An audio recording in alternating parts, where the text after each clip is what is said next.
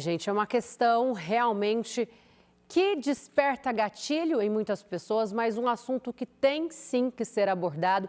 Esse filme que a Jaque Moura trouxe na reportagem é O Som da Liberdade. Ele está disponível em algumas plataformas aí de vídeos, de filmes aqui no Brasil. É um filme que nele mostra uma história real. E sabe um dado que me chamou muito a atenção? Eu estou aqui com o Shows, ele que é psicólogo jurídico, a gente vai continuar falando sobre esse assunto aqui com ele. Um dado que me chamou muita atenção é que ele fala assim: pedofilia, pornografia infantil e tráfico de crianças. Os três crimes são uma rede de crimes internacionais, é a rede de crimes internacionais que mais cresce no mundo e que vai passar aí os números por tráfico de armas e de drogas. Sabe por quê? Porque um pacote de droga, uma arma, você vende uma vez. Uma criança é vendida várias vezes por dia ao longo de anos. E essa situação, gente, ela existe, ela é real, ela precisa ser abordada e alertada todos os dias. Eu estou aqui com o Shows Wab, ele que é psicólogo jurídico, para a gente continuar falando desse assunto e principalmente para a gente tentar entender como nós, meros seres humanos, podemos ajudar os nossos filhos, podemos proteger os nossos filhos da maldade que sim existe no mundo. Shows, muito obrigado pela participação, um bom dia para você. Bom dia, Danusa. Eu acho que esse assunto, infelizmente, ele é necessário porque é uma dor que perpassa pela sociedade há muitos anos e precisamos conversar sobre ele para que a sociedade seja informada como agir e como reagir diante de tanta violência. A gente viu, Shows, nesse filme também, O Som da Liberdade, que ele traz números reais, que a pornografia infantil ela cresceu mais de 5.000% nos últimos anos. Foi o tipo de crime que mais cresceu. Muito por conta do avanço da internet e da facilidade de se espalhar aí esse conteúdo. Quais os cuidados que os pais e os responsáveis devem ter com a internet? Pontuando essa questão, Danusa, porque essa pornografia e essa rede que você diz que cresce tanto, ela não precisa de um marketing para crescer, porque as pessoas, quem deseja isso, vai atrás com muita ênfase, com muita gana, vai buscar isso até encontrar e infelizmente encontra isso dentro da internet e em outros lugares. Agora, a forma de se proteger, primeiro, é cuidar das nossas crianças. E uma das coisas que eu sempre falo para os pais, porque eu trabalho muito nessa área, é que precisa existir uma comunicação muito tranquila e leve entre você, pai, e seus filhos. Porque o filho que está sendo ameaçado ou que está correndo algum tipo de risco, ele precisa correr para o pai e para a mãe para falar, olha, eu estou correndo algum tipo de risco. E geralmente ele tem medo de contar para o pai ou para a mãe que alguém está ameaçando ou que alguém está seduzindo, que alguém está chegando próximo. Porque ele pensa que o pai e a mãe vai bater, vai colocar de castigo e aí isso começa a minar, a distanciar o pai, a mãe e os filhos e aí essa criança se torna um alvo para esse pedófilo ou para esse agressor e fazer maldade. A gente está falando diretamente para pais e mães, por isso que muitas vezes as crianças acabam falando dos abusos na escola, para outros profissionais.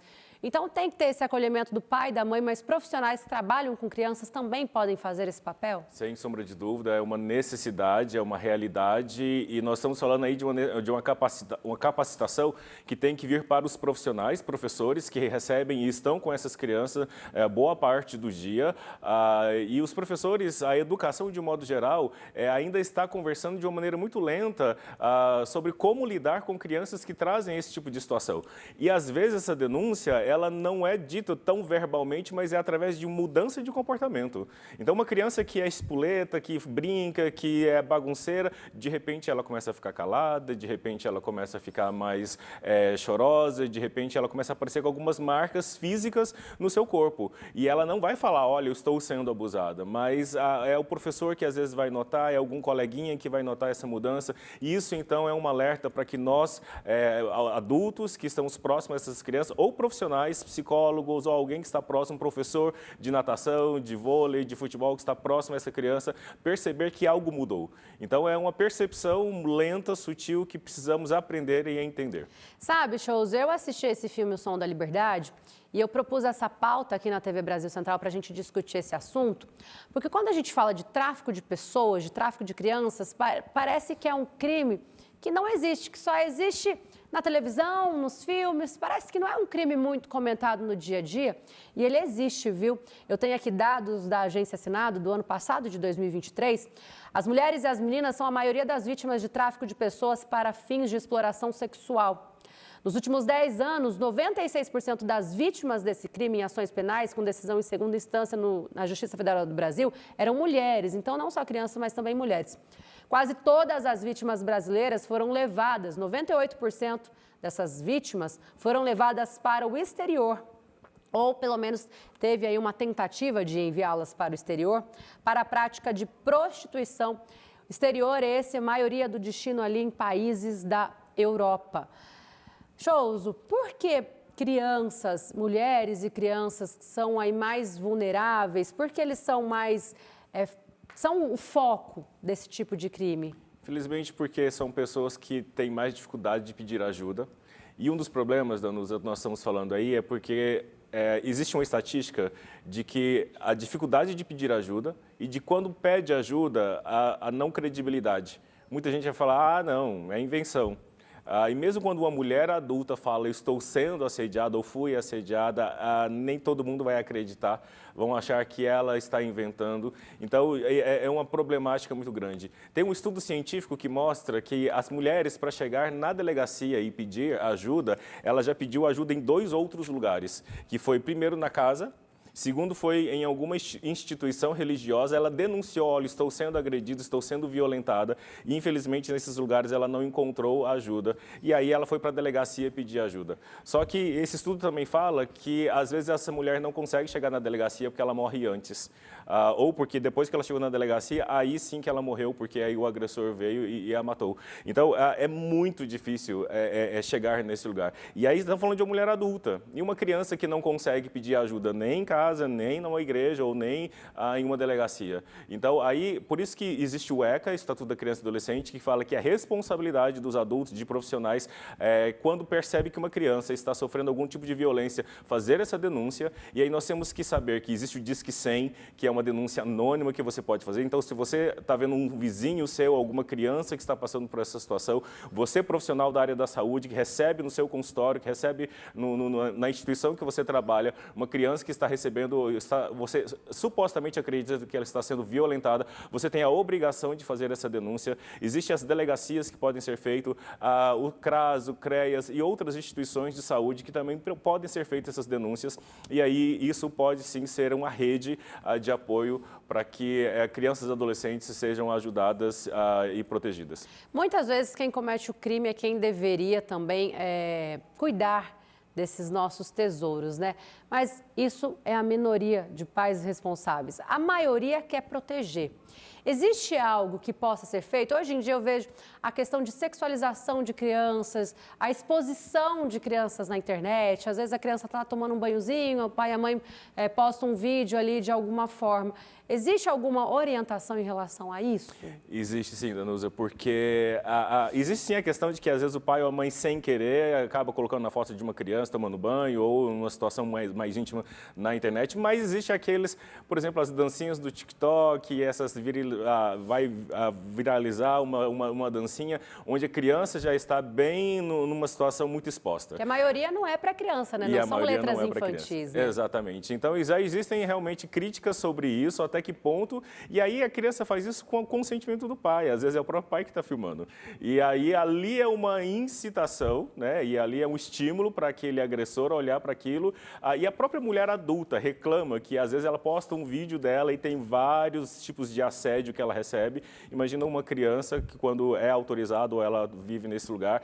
Então, existe muito tipo de violência acontecendo nas redes sociais.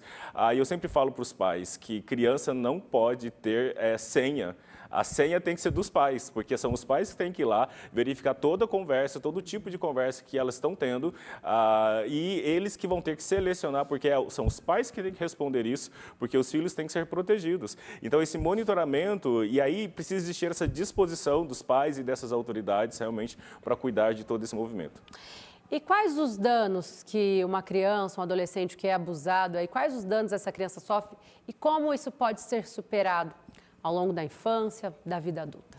Os primeiros danos que vêm acontecendo, ele perpassa pelo silenciamento, a criança vai se acuando, a cognição dela vai diminuindo, porque os estímulos cognitivos vão diminuindo, a sociabilidade dela vai diminuindo, é uma criança que pode entrar em um processo depressivo e isso pode traumatizar as emoções, ao ponto de que a evolução ou o desenvolvimento psicoemocional, cognitivo dessa criança esteja prejudicado e isso aí atrapalhar o desenvolvimento da vida dela como todo. Então, uma pessoa que tem que se sociabilizar para ter um bom emprego, para conseguir boas notas na faculdade, ela vai ter essa dificuldade. E aí, ou seja, ela vai ter muito mais dificuldade de crescer na vida e, às vezes, por um abuso, uma violência que aconteceu lá atrás. E hoje, nos nossos consultórios, eu recebo isso no meu consultório, de tratar de adultos que foram violentados nas suas infâncias, e aí não são mulheres, homens também, porque a violência sexual contra homem, Danusa, ela não é muito falada, porque a criança, o homem, o menino, ele também é violentado, só que isso muitas vezes nem é visto, porque é tido como uma brincadeira, é tido como, foi só uma brincadeira de menino para menino, ou adulto, o tio ou o pai fez isso, né, o colega fez isso, mas é uma violência sexual que aquele menino recebeu e ele silenciou aquilo e aquilo causou dano também. Então, tudo isso perpassa e, novamente, precisa ser olhado e ser visto. Tá certo. Eu falei aqui com o Show Zuabe, ele que é psicólogo jurídico, essa nossa contribuição para combater essa rede de crimes que cresce. E assim, cada um tem que olhar o que acontece em casa, olhar o que acontece no vizinho. Todos nós temos responsabilidade sobre o que acontece no mundo. Então, vamos cada um fazer um pouquinho para a gente combater criminosos que se espalham por todo mundo muito rápido, crescem de forma muito rápida. Showzu, muito obrigada pela participação aqui na TV Brasil Central. Obrigado, Danusa, até uma próxima. Bom dia.